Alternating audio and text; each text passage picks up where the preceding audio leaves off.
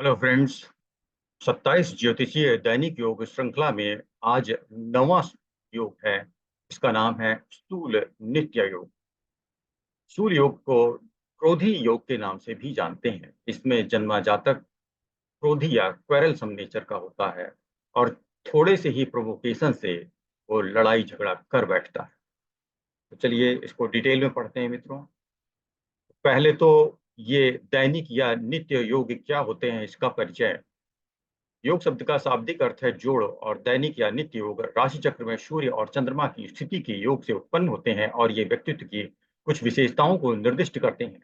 योग 27 हैं और यही कारण है कि इनकी लंबाई नक्षत्रों की तरह 13 डिग्री 20 मिनट है।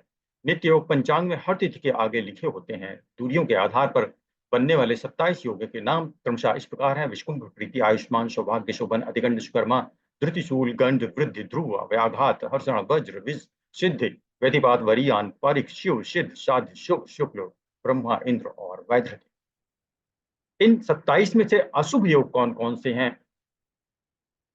27 योगों में से कुल 9 योगों को अशुभ माना जाता है तथा सभी प्रकार के शुभ कामों में इनसे बचने की सलाह दी गई है। ये 9 अशुभ योग हैं: विष्कुंभ, अतिगंड, शूल, गंड, व्याघात, वज्र, व्यतिपात, पारिख और वैधृति। अब इंग्लिश में introduction of everyday Shula. Combined longitudes of the sun and moon are known as the Nitya Yoga. In Vedic astrology, where there are the 27 of them, based on the 27 different constellations of the ecliptic to calculate Nitya Yoga, the longitude of the sun is added to the longitude of the moon, and then the result is divided by 13 degrees 20 minutes. People who were born in a particular Nitya Yoga have some qualities that are distinct from the people who were born in another Nitya Yoga.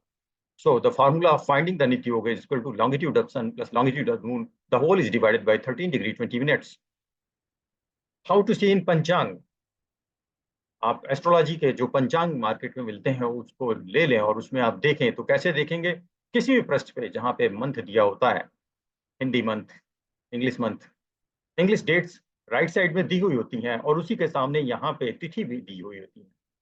तिथि के साथ नक्षत्र दिया होता है। नक्षत्र के बगल में योग और करण का कॉलम होता है। तो योग के कॉलम में आप देखें तो प्रीति, आयुष्मान, सौभाग्य, शुभन, अधिगंड, सुकर्मा, धृति, शूल। आज का मेरा टॉपिक यही शूल है।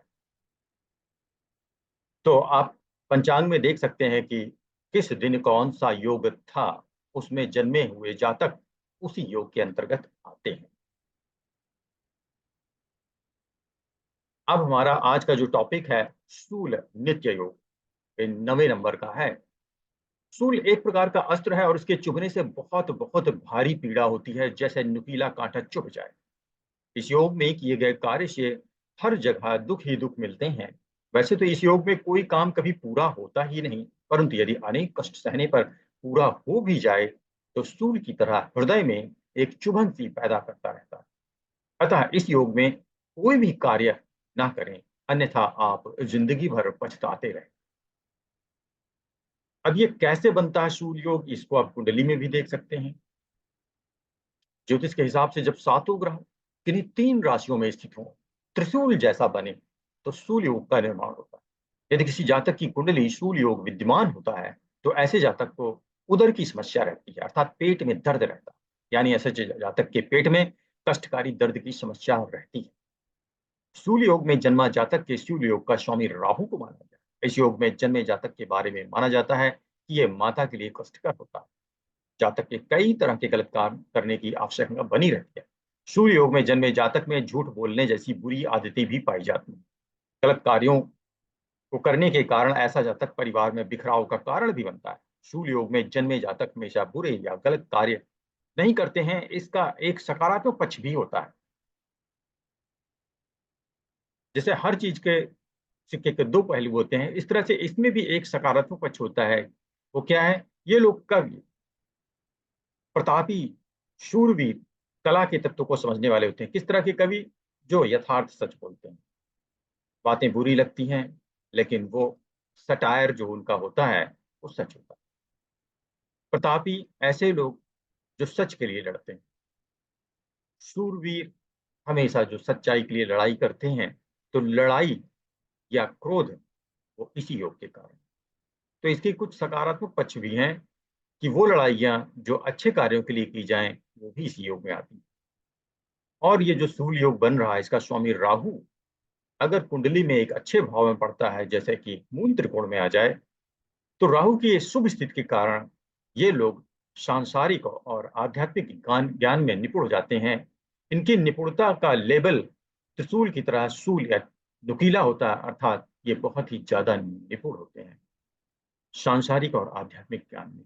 यदि राहु जो शूल योग का स्वामी है वो केंद्र में या त्रिकोण में पड़ जाए तो। Now in English, shool means spear और द पेन। अब ऐसे लोग क्या होते हैं? confrontational and contrary, quarrelsome, angry. Shulanite yoga indicating an attractive body from the time of birth. Your thoughts are sharp, your words are clear, and your actions are dynamic. You take pride in your abilities and in your possessions. You do have a tendency to anger at the slightest provocation. This is the bad habit. A slightest provocation can cause anger and fight. Final summary, शूल योग वाले तर्कशील होते हैं, बहुत तर्क वितर्क करते हैं, तर्कपूर्ण और विरोधाभासी होते हैं, बहस करने वाले और साथ में क्रोधी भी होते हैं। तो मित्रों, आज का टॉपिक था शूल योग। पसंद आया हो लाइक करें, सब्सक्राइब करें। धन्यवाद।